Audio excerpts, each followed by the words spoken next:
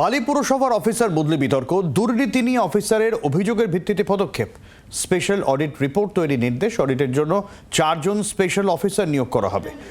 বিল release করতে চাপ, হুমকি, এমনটাই অভিযোগ তুলেছেন আধিকারিক। ভাইরাল ভিডিও ঘিরে রীতিমতো তোলপাড় শুরু হয়েছে। বিল পাশ না করাতেই কি বদলি, এমনটাই উঠছে প্রশ্ন। গোটা বিষয়টা কোন জায়গায় দাঁড়িয়ে আছে এই টানাপোড়েনের, যেখানে বালি পুরসভায় যেখানে হুমকির অভিযোগ উঠেছে, বিল পাস, এই সমস্ত বিষয় নিয়ে সমস্ত জায়গাটা কোন জায়গায় দাঁড়িয়ে রয়েছে এখনো পুরসভার অন্দরে, জানাবে দেবব্রত রয়েছেন আমাদের সঙ্গে। দেবব্রত, দেখো সব্যসাচী, ইতিমধ্যেই বিভিন্ন মহলে সরগোল শুরু হয়েছে যে বালি পুরসভার যে ফিনান্স অফিসার কল্যাণ প্রামাণিক, তাকে যে বদলি করা সেই বিষয়টি নিয়ে। তবে এই ঘটনার পরিপ্রেক্ষিতে অনেকগুলো বিষয় সামনে আসছে। ইতিমধ্যেই আমরা দেখতে পাচ্ছি যে একটি চিঠি লেখা হয়েছিল পুর এবং নগরায়ণ দপ্তরে যে বালি পুরো এলাকায় উন্নয়ন হয়নি এবং দুর্নীতি রয়েছে এমন, এবং টেন্ডারের যে সমস্ত কাজ সেই সমস্ত কাজের লভ্যাংশ তৃণমূলের কিছু নেতার কাছে পৌঁছে যাচ্ছে।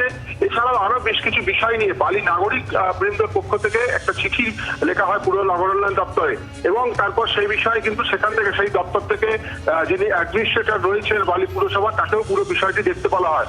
অর্থাৎ এই যে দুর্নীতি নিয়ে যে বিষয়টি উঠে আসছে, যেটার প্রতিবাদ করেছিলেন ওই ফিনান্স অফিসার, তিনি তার লিখিতভাবে তিনি অভিযোগ জানিয়েছিলেন যে যেভাবে তাকে বিল পাস করানোর জন্য যে কাজের চাপ দেওয়া হচ্ছে এবং সমস্ত বিষয়টি নিয়ে তিনি অভিযোগ করেছিলেন লিখিতভাবে। শুধু অর্থাৎ তার অভিযোগই শুধু নয়, বালি নাগরিকবৃন্দের পক্ষ থেকেও একটি অভিযোগ করা হয়েছিল। অর্থাৎ এই যে দুর্নীতির যে শিকড় সেটা অনেক গভীরে রয়েছে এমনটাই মনে করছেন অনেক, এবং সেই পরিপ্রেক্ষিতে কিন্তু একটি চিঠিও সেখান থেকে পাঠানো হয়। এছাড়াও বিরোধীরা তারা যেটা জানাচ্ছেন যে এই যে বালি পুরসভার যে দুর্নীতি সেটা তার শিকড় কিন্তু অনেক গভীরে, সেটা শুধুমাত্র একটি সাধারণভাবে একটা তদন্ত করলে বা রিপোর্ট জমা দিলেই কিন্তু হবে না, এর উচ্চ পর্যায়ে তদন্ত দরকার। ইতিমধ্যেই এই ঘটনার পর ফিনান্স ডিপার্টমেন্টের পক্ষ থেকে একটি বিশেষ রিপোর্ট স্পেশাল অডিট রিপোর্ট করার জন্য নির্দেশ দেওয়া হয়েছে বালি মিউনিসিপ্যালিটিকে, এবং 4 জন অফিসারকেও সেখানে নিয়োগ করতে বলা হয়েছে। এবং সেক্ষেত্রে সেই যে বিস্তারিত যে রিপোর্ট সেটা হয়তো আর কিছুদিনের মধ্যেই পাওয়া যাবে, তারপরে জানা যাবে যে সেখানে ঠিক কি ঘটনা ঘটেছে, অডিটে কোনো গড়মিল রয়েছে কিনা। তবে অনেকে যেটা মনে করছেন যে এইভাবে যারা কোনো audit report, special audit report শুধু স্পেশাল কয়েকজন অফিসারকে নিয়োগ করলেই হবে না, আরো উচ্চ পর্যায়ে এর তদন্ত করা দরকার। তবেই এই পুরো বিষয়টি কিন্তু সামনে আসবে, অর্থাৎ দুর্নীতির যে বিষয়টি উঠছে সেই বিষয়টি সামনে আসবে।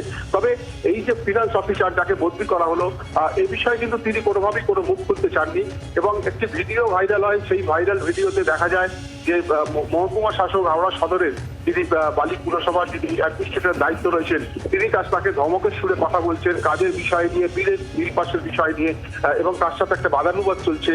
এবং সেই সমস্ত বিষয় নিয়ে কি তাকে বদলি করে দেওয়া হলো, নাকি অন্য কোনো কারণ রয়েছে, রুটিন বদলি, এই বিষয়টি নিয়েই জল্পনা শুরু হয়েছে। ধন্যবাদ দেবব্রত।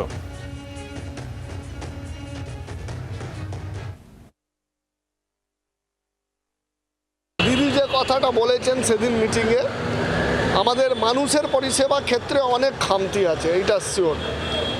অনেক জায়গা আমাদের বালি বিধানসভা, বালি, বেলুর, লিলুয়া, বিশেষ করে লিলুয়াতে বৃষ্টি না হলেও 6 মাস ধরে জল জমে থাকে।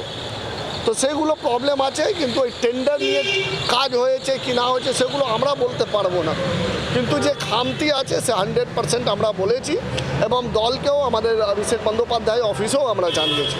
এই মিউনিসিপ্যালিটির যে খামতি নির্বাচনে হয়নি, এবং নির্বাচনে হয়নি তার জন্য কে দায়ী আছে আপনারা জানেন। বিজেপি এজেন্ট হয়ে, মানে রেসপেক্টেড পোস্ট রাজপাল, তারপরে বলছি পদ্মপাল হয়ে যিনি কাজ করছেন, তার জন্য বালির মানুষ এবং হাবড়ার মানুষ ডিপ্রায় হচ্ছে। তাই জন্য অনেক কাজ হয়নি, সেই নিয়ে আমরা মাঝে মাঝে লেটারও দিই বা কথাও বলি।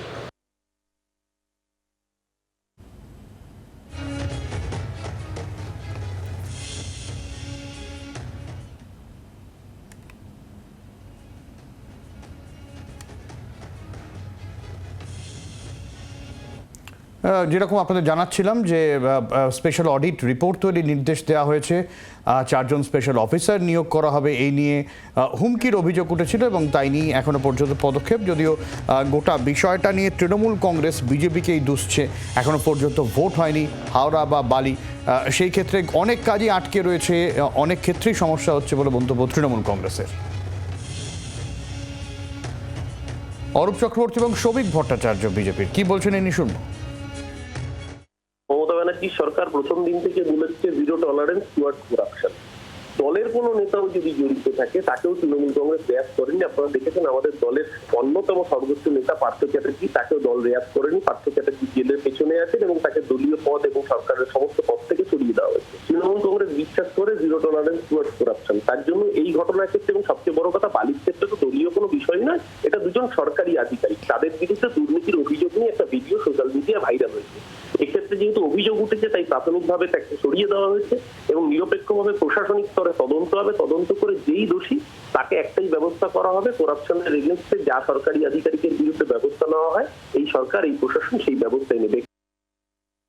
দুর্নীতির যে জিরো টলারেন্স বলে যদি নিরপেক্ষ তদন্ত করে তাহলে এই মুহূর্তে সমস্ত মিউনিসিপ্যালিটির বহু অফিসার বহু ইঞ্জিনিয়ার জেলবন্দি হয়ে যাবে।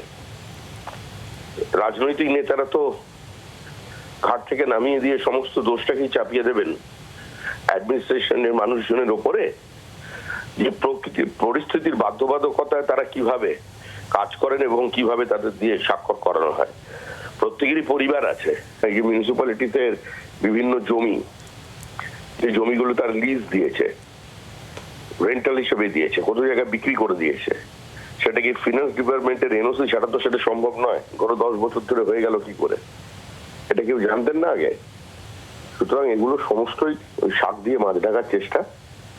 এই যারা 21শে জুলাইয়ের কমিটির এখনো পর্যন্ত কোনো রিপোর্টটাকে বাস্তবায়িত করতে পারলো না, যার উপরে ভিত্তি করে এখানে ক্ষমতার পট পরিবর্তন হয়েছিল, তারা রিপোর্ট দেবেন, আবার সেটা নিয়ে অডিট হবে, মানুষের বিরুদ্ধে ব্যবস্থা হবে, সব হাস্যকর ব্যবস্থা। একজন ফিনান্স অফিসার তাকে ঘেরাও করলেন কন্ট্রাক্টররা, সেই ফিনান্স অফিসারকে শোকজ করা হলো, তিনি শোকজের উত্তর দিলেন, তাকে আমরা দেখলাম মিডিয়াতে তিনি কথা বলছেন, তাকে চাপ দেওয়া হচ্ছে এটা বললেন এবং তারপরে তাকে বদলি করা হলো। ইউডিএমএ থেকে একটি ফরওয়ার্ডিং এই অ্যাডমিনিস্ট্রেটরের কাছে এসেছে, উনি এটা নিয়ে বসে আছেন কেন, তদন্ত করছেন না কেন?